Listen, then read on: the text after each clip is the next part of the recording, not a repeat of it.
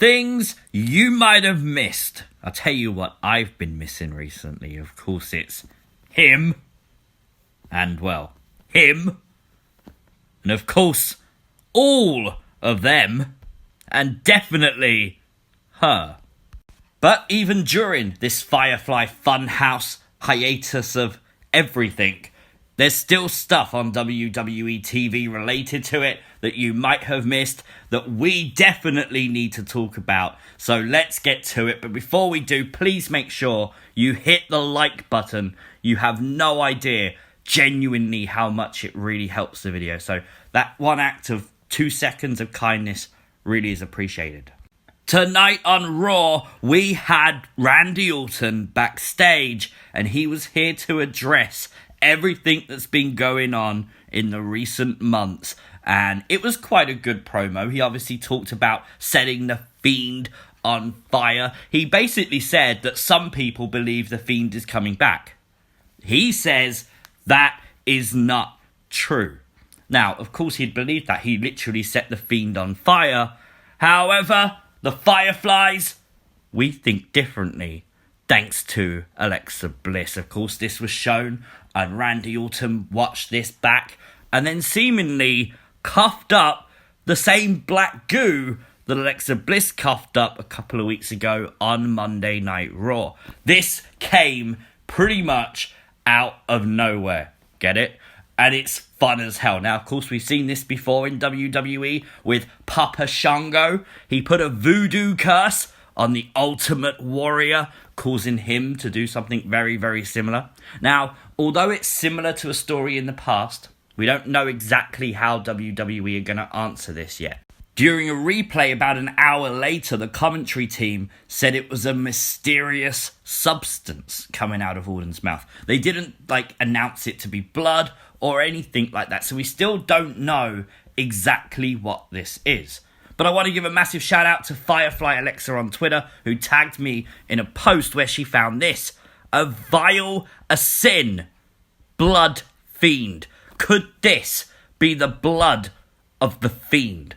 How freaking amazing could that story get? Definitely dark as well. Something you might have missed was Alexa Bliss responding to the segment on Twitter, simply asking Randy Orton, "You okay, Randy?" I genuinely think it proves how nice of a person she is that she went out of her way to check.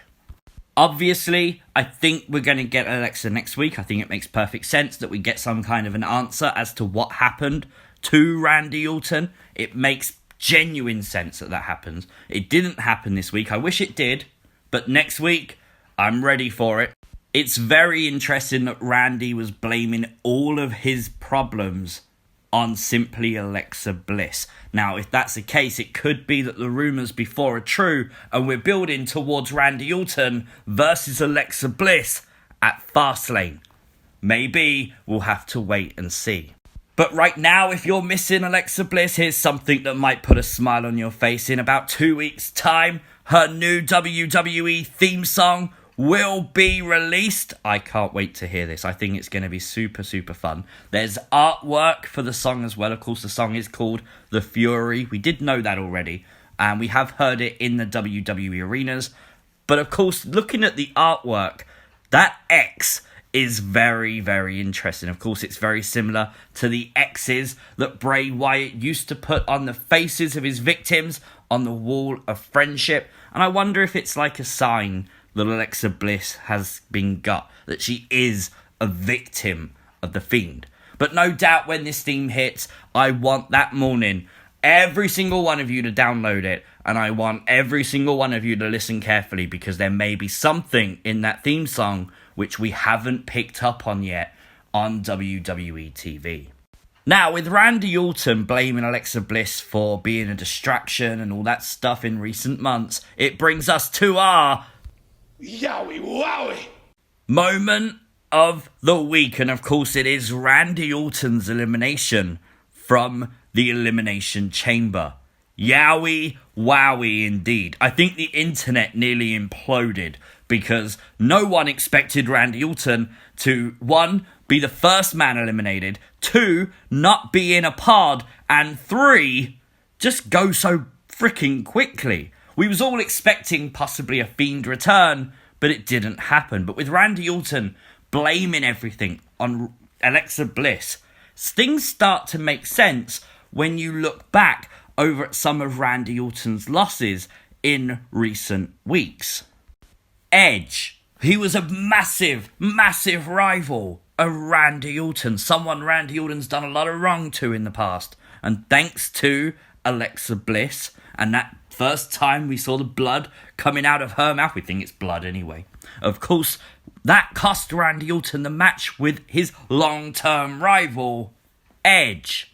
Obviously, the distraction last week on Raw, where Alexa's face got plastered all over the WWE Thunderdome, is what distracted Randy Orton and made him lose his match with Drew McIntyre. And although during the Elimination Chamber match itself, every single entrant that came in the ring, the commentary team spoke about their history with Randy Orton, he was pinned by Kofi Kingston. Now, there was no distraction, of course, but Kofi Kingston is very, very interesting. Probably one of the best picks to fit this theory that WWE could have went with. He has so much history with Randy Orton, literally dating back years. Randy Orton's done Kofi a lot of wrongs. So how embarrassing is it that Kofi Kingston eliminated Randy Orton from the Elimination Chamber? His possibly last chance to be WWE Champion before WrestleMania.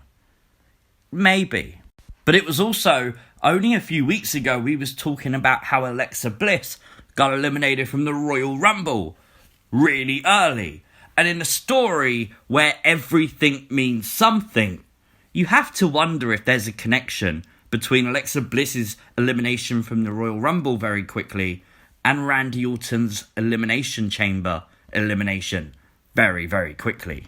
Now, we have to talk about these little cute things from WWE Slam Crate. Now, you might be asking, see, what on earth are they? Well, they're actually salt and pepper shakers of The Fiend and Bray Wyatt. Who would have ever thought you would have seen the day? And it just goes to show how much WWE can produce merchandise of the Fiend character. They're cheesy. I still really, really want them though. WrestleMania is 47 days away at the time of recording, of course, from watching Monday Night Raw. We're going on American time, and for Americans it will be exclusive on Peacock. Don't forget that. But more and more people are asking me recently that we're seeing Alexa Bliss in this. We'd see her slightly in the background there during the cannonball being fired, but we don't see the Fiend. We hear him. Take a listen. Seemingly, there is no image of the Fiend or Bray Wyatt in this promo video. Now, the fact that the Fiend has not returned yet makes you wonder how big is this new look change that we suspect he's going to come back with. If it's big, they ain't going to give it away on a WrestleMania commercial, are they? WWE announced today on Raw, Rhea Ripley is coming soon. Now, we've been waiting to see the official announcement that Rhea Ripley will go to either Raw or SmackDown. It is Raw, and of course, the question now has to be asked, will there be a feud between her and Alexa Bliss? I can see one definitely in the future. There's now a history with Rhea Ripley eliminating Alexa from the Royal Rumble match. I think it makes sense to do it. Maybe not straight away. I really like how WWE are presenting Rhea. I think, someone new coming in could always easily get overlooked. We see it time and time again. Video packages, building her up, giving her a few big moments in the Rumble. She literally was number 2 in the Women's Rumble this year. You got to believe they're ready to go with a big push button for Rhea. And I really like the idea of the Nightmare versus the Fiendess. How cool does that sound? Now, WWE do a watch-along. Of course, they did one for the Elimination Chamber on Sunday night. And look whose tweet they decided to spotlight. And when I say spotlight, guys, you milked it because you just kept putting it up on that screen all throughout the night. I kept seeing it when I kept flicking through. It's crazy, right? But again, massive thank you because I've got quite a few new Twitter followers from that. So I really do appreciate that. And of course, following up from last week, when Alexa Bliss was in the Pinnacle and performing some kind of ritual, and it makes sense, obviously, that this is some kind of witchcraft, especially with what's happening to Orton. Massive shout out to Kenzie, who was the first person to send this to me last week. Really, really interesting, really fun. That in previous episodes of the Firefly funhouse, of course, we have seen that Pinnacle before. Seemingly when Bray seemingly transitions from character to character. So I think that could be telling. Maybe it was a hidden Easter egg this whole time. That this Pinnacle, this is the way to bring him back. This is how and why Bray Wyatt says he's already dead. He can die multiple times as long as he's got someone to bring him back. Everything will be fine for him in the end. But that is all for this week, and of course I do still believe that next week we are going to get the return to Raw of Alexa Bliss. I have no idea what she's going to do at this point. I would like to see, obviously, the answer to what happened to Randy Orton. Did she poison him? Is that what it was? Was it Ramblin' Rabbit's cup of tea? Or was it a voodoo spell? We don't know. And it would be fun to get maybe an answer of what happened to Randy Orton, why it happened to Randy Orton, and of course, what's next going forward with Randy Orton and Alexa Bliss. I honestly can't wait. I'm excited for the Fiend's return, whenever that may be, and seeing how this storyline develops. Let's be honest, no one saw this coming on Raw tonight. As we said earlier, it came out of nowhere. But let me know your thoughts and anything I might have missed in the comment section down below. Don't forget to like the video, share the video, and if you are new to the channel, hit the subscribe button. See you next time. Peace!